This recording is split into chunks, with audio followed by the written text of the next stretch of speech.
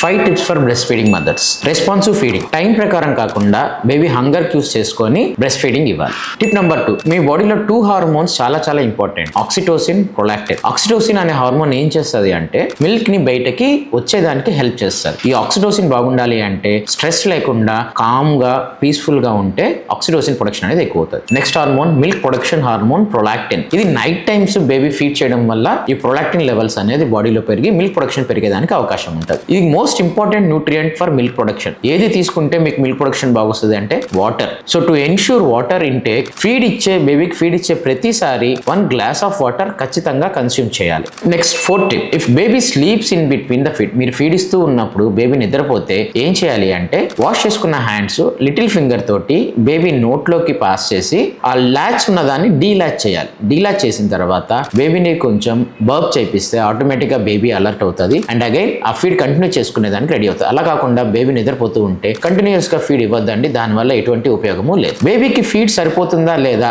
అని మీరు తెలుసుకోవడానికి the 5th tip, baby urine at least 8 to 10 times pass చేసి వెయిట్ గెయిన్ అడిక్వేట్ గా అవుతుంది అంటే బేబీకి ఫీడ్ సరిపోతుంది అని లెక్క. Thank you.